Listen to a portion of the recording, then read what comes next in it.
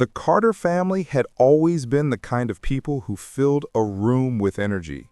Daniel and Marie Carter, both in their early 40s, were the type of parents who believed childhood should be full of memories, not screens. Their three kids, Ethan, 15, Lila, 11, and Emma, 7, grew up hiking, camping, and exploring new places every school break. Ever wondered where you really come from? Not the stories, but the science. On this channel, we decode real DNA, uncover lost ancestries, and bring ancient genomes to life through cinematic storytelling. If that excites you, subscribe for weekly insights. Like the video to support science-based history, and drop a comment. Your questions help guide what we explore next. In the summer of 2019, the Carters planned something bigger than anything they'd ever done before. A month-long escape to Southeast Asia. They wanted untouched jungles, quiet villages, waterfalls, and beaches far away from crowds. It was supposed to be the trip of a lifetime. Their excitement showed in the days leading up to their flight. Daniel posted photos of backpacks lined up by the door. Marie shared clips of the kids practicing phrases in Thai and Khmer. "Adventure awaits," she wrote under one picture of little Emma holding a pair of binoculars too big for her face. The first days of the trip went exactly as expected, maybe even better. They sent home pictures of emerald mountains, locals teaching the kids how to make sticky rice, and long boat rides through rivers that looked like polished jade. They laughed in every photo. They looked free, happy. Then, on day 10 of their trip, the updates stopped. No texts, no photos, no calls, nothing. At first, no one panicked. Rural areas often had weak cell service, and the Carters were known for going off-grid now and then. But after 48 hours passed, Daniel's younger brother, Michael, felt uneasy. He messaged Marie. It didn't deliver. He tried Daniel. Same result. He told himself not to jump to conclusions, but the silence sat in his stomach like a stone. By the fourth day, the worry turned into fear. The Carters had promised to check in daily. That routine wasn't just habit, it was their safety system when traveling in remote places. Michael contacted the U.S. Embassy. Marie's sister contacted local police in Thailand. Within days, an investigation began. But the more they searched, the stranger things became. A rental car the Carters had used was found abandoned near the edge of a thick forest reserve, dozens of miles from their planned route. No luggage, no passports, no signs of struggle, just an empty vehicle baking in the sun. A fisherman later reported seeing a foreign family on a small ferry crossing the Mekong River around the date the Carters vanished. But he wasn't sure. Maybe yes, maybe no, he told investigators. They showed him pictures, but he hesitated each time. Authorities organized search teams. Helicopters scanned the forest canopy. Dogs followed fading trails along the riverbanks. Local villagers joined the effort, walking barefoot through muddy tracks, machetes clearing the way. Days turned into weeks. Hope began slipping through everyone's fingers. The only consistent clue was a ranger's logbook from a checkpoint near the border of Laos. A guard had written that an American family passed through, heading toward a restricted conservation zone. The note wasn't detailed, just 5 foreigners, man, woman, 3 children. The signature in the logbook was unreadable. After that checkpoint, the trail died. The jungle swallowed everything. Months passed with no answers. Then years. The Carters' disappearance became the kind of mystery people discussed on forums and podcasts. Some believed they got lost in the forest. Others whispered darker theories: kidnappers, traffickers, illegal logging camps hidden deep inside the mountains where outsiders weren't welcome. But with time, interest faded. Search teams disbanded. The case went cold. For most, the Carters were gone. But everything changed one cloudy morning in 2024. 5 years after they vanished, when a barefoot teenage girl appeared at a rural clinic near the Laos border. She wore tattered clothes, her hair was chopped unevenly, and her body was frighteningly thin. She spoke English quietly, almost as if she was unsure of it. "My name is Emma," she said. "Emma Carter." The clinic staff froze. The name Emma Carter had been printed on missing posters worldwide for years. They contacted authorities immediately. Within hours, U.S. Embassy staff arrived to verify her identity. Old photos were compared. Birthmarks matched. Her fingerprints matched school records. It was her. Emma Carter, the youngest of the missing children, was alive. When embassy officers asked about her family, Emma hesitated. She kept glancing toward the door, as if expecting someone to burst in. When she finally answered, her voice trembled. "They're still out there," she whispered. "But they're not okay." Emma was transported to the embassy for medical care. When she saw her grandmother Margaret, she collapsed into her arms and cried until her whole body shook. Gone was the playful 7-year-old. This Emma had seen things no child should ever see. Her English was strange. She paused often, switching unconsciously into a dialect no one recognized. Doctors noted she reacted nervously to loud sounds and bright lights. Food seemed unfamiliar to her. Even simple things like toothpaste or metal utensils made her flinch. But slowly she began sharing pieces of her story. "We left the road," she said. "Dad thought it would save time, but the trail disappeared. Then the rain came." Emma described a violent storm that forced the family to abandon their rental car and continue on foot. The riverbanks overflowed, trees fell. The world became water and mud. "We tried to go back," she said, "but everything looked different." Then came the worst part. "We met people," she whispered. "Not good people." When pressed for details, she shut down instantly, shaking, crying, refusing to speak. Her grandmother didn't push her. But Emma kept repeating one thing: "They're waiting for me. They're alive, but they can't leave." Officials weren't convinced. 5 years in the jungle? No bodies ever found? It didn't seem possible. Still, the embassy kept digging. A small rescue team was quietly organized. They needed someone who understood the region, someone who knew the forest better than maps ever could. That's when Emma offered something unexpected. "I can take you there," she said softly. "I remember the way." Her grandmother begged her not to go back, but Emma insisted. "They won't leave without me. They saved me. Now it's my turn." With hesitation and a lot of fear, the embassy approved the mission. 2 days later, at dawn, Emma, her grandmother Margaret, a U.S. officer named Harris, and 2 local guides loaded a boat and began traveling upriver toward one of the most isolated regions in Southeast Asia. The deeper they went, the more Emma changed. She moved with surprising confidence. She navigated by trees, by rocks, by the curve of the river.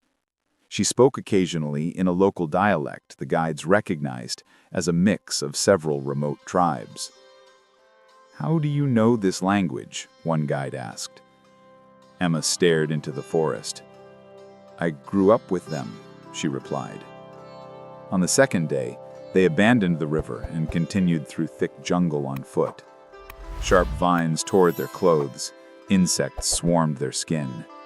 The humidity felt like breathing through a blanket. But Emma walked as if she wasn't even tired. At one point, she paused and touched a tree scarred by a machete. "This way," she said. "I marked it." The guides exchanged uneasy glances.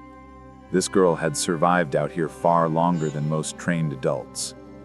By the third day, they began finding strange things: shreds of fabric, an old cooking pot, footprints too large to be Emma's. Then, that evening, they reached a clearing where 3 huts made from bamboo and palm leaves stood quietly. Smoke curled from a dying fire. Emma froze. Her hands shook. She whispered, "They're close, and they're sick." As the rescue team approached the small settlement, shadows moved slowly from the huts. A thin man stepped forward first, leaning heavily on a carved wooden stick. His beard was long. His skin was darkened by years of sun. His eyes were hollow, but alive. It was Daniel Carter. He stared at the group, stunned, until he recognized the girl at the front. "Emma?" he choked out. The reunion was heartbreaking. Daniel collapsed to his knees as Emma ran into his arms. He held her so tight it looked like he might never let go. Marie emerged next. Her once vibrant hair faded, her clothes worn thin. She looked fragile, almost ghost-like, but the moment she saw Emma, she burst into tears. Ethan and Lila followed, both thin and exhausted, but breathing. They couldn't believe what they were seeing. "You came back," Lila whispered. "You found us," Ethan added, tears streaking down his face. Margaret wept at the sight of her daughter, son-in-law, and grandchildren alive after 5 long years. But the joy didn't last long. Daniel struggled to stand. Marie's hands trembled. Ethan's skin was covered in rashes. Lila could barely walk without swaying. They were alive, but they were dying. Officer Harris asked what happened. How had they survived out here? Why hadn't they returned? Daniel began telling the story, his voice weak but steady. "We followed a guide," he said. "He promised a shortcut through the forest, but the storm came and everything turned to chaos. The river swallowed our path. We tried to turn back, and the guide disappeared. They wandered for days. Hunger gnawed at them. Insects tore their skin. Every direction looked the same. Eventually, they encountered a small tribe, people who had almost no contact with the outside world. They saved us," Marie said. "We were close to death. They fed us, healed us, gave us shelter. But living with the tribe meant giving up contact with civilization. There was no technology, no communication, no way to send messages home. We planned to leave," Daniel said. "We tried twice, but the mountains, the rivers, it was impossible. This place is a maze." And then came the sickness. "It started slowly," Marie whispered. "A cough here, a fever there. At first, we thought it was something normal, but it wasn't. The tribe members began collapsing one by one. Even the strongest hunters couldn't stand. The Carters caught it too. For weeks, they barely survived. Then Emma stepped in. One night, when Marie couldn't breathe and Daniel was delirious with fever, Emma decided on her own that she had to leave. "She told us nothing," Daniel said, looking at her with pride and sorrow. "She waited until we were asleep, packed what little food she could find, and walked into the jungle alone." Emma looked down at the ground. "I didn't want to, but if I stayed, we were all going to die." When Officer Harris asked about the source of the illness, Ethan and Emma exchanged a tense glance. "There's something you need to see," Ethan said. He led them behind the huts, down a narrow trail toward the river. The water looked murky, with a strange reddish tint swirling near the surface. "This isn't normal," Ethan said. "It never looked like this before." Emma reached into her small cloth bag and pulled out an object she'd carried since leaving the jungle, a rusted metal tag with an industrial logo. "I found this upstream. There are machines, big ones, people cutting into the mountain, barrels leaking into the river." Officer Harris's face tightened. "Illegal miners. Many operate deep in forests where authorities rarely patrol. Some were known to dump chemicals into rivers to separate minerals from rock. Those chemicals were fatal to anyone drinking downstream. The tribe, the Carters, everyone. They were poisoned. Marie grasped Daniel's hand. "We thought it was just sickness," she whispered. "But all this time, someone did this." Margaret covered her mouth, horrified. "My God, they were dying in slow motion." The situation was urgent. The Carters couldn't walk out on their own. The tribe was even weaker. Officer Harris radioed for immediate evacuation and medical support. But the nearest helicopter landing zone was hours away on foot. Time was running out.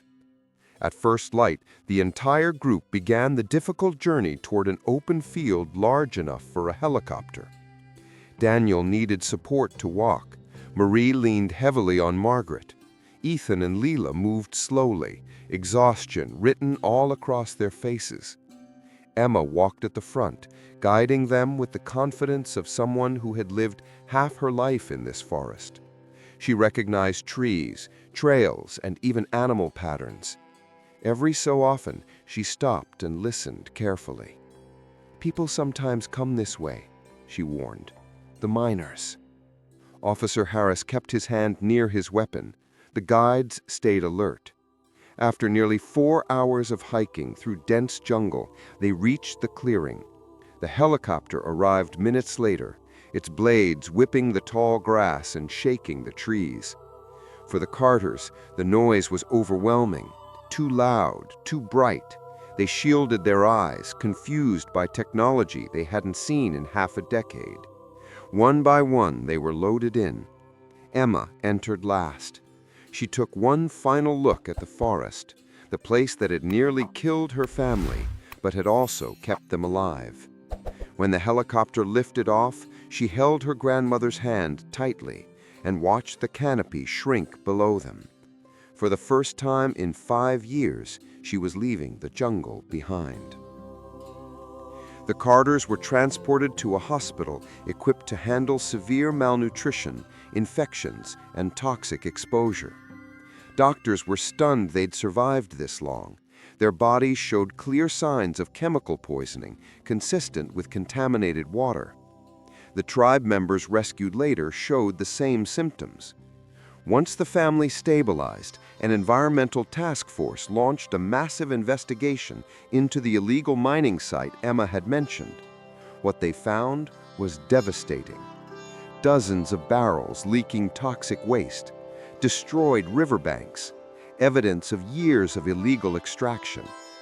The miners had abandoned the site shortly before investigators arrived, but Emma's metal tag helped authorities trace the operation to an international network already under scrutiny. Global media picked up the story instantly. Girl missing for 5 years leads authorities to poison tribe. Family survives jungle after illegal mining disaster. 7-year-old turns 12 in the wilderness, saves entire village. People around the world were stunned by Emma's bravery. Still, recovery wasn't simple. The Carters struggled to adjust to modern life again. Simple things confused them. Traffic lights, smartphones, doors that opened automatically. Loud noises made them jump. Crowds overwhelmed them. Emma had the hardest time. She slipped between English and tribal dialects. She sometimes woke up thinking she was still in the forest. But she also held a strength no one could deny. One evening, during a private interview, she finally shared the part of her story she hadn't told anyone else. "When I left," she said quietly, "I thought I'd die out there, and maybe that was okay if it meant they lived." The reporter asked why she pushed through it anyway. Emma looked down at her hands. "Because they're my family, and family doesn't stop trying." Over the following months, the tribe received medical care, clean water systems, and legal protection against future mining threats. Environmental groups used the Carter story to demand stricter laws and harsher penalties. But for the Carters themselves, life was simple: healing, therapy, and relearning the world. 1 year after their rescue, they gathered for an interview. The host asked Daniel what kept them going during 5 years of uncertainty. He glanced at Emma, tears in his eyes. "Hope," he said. "Hope that someone out there still remembered us. Hope that one of us would find a way home." And in the end, Emma did. When the interviewer turned to Emma and asked what she wanted now, she smiled shyly. "I just want a normal life, and maybe a vacation someday, a safe one." If you were lost deep in a jungle with your family, do you think you'd have the courage to find your way back like Emma did? Tell us in the comments. Your thoughts matter. For now, thanks for watching, and we'll see you in the next video.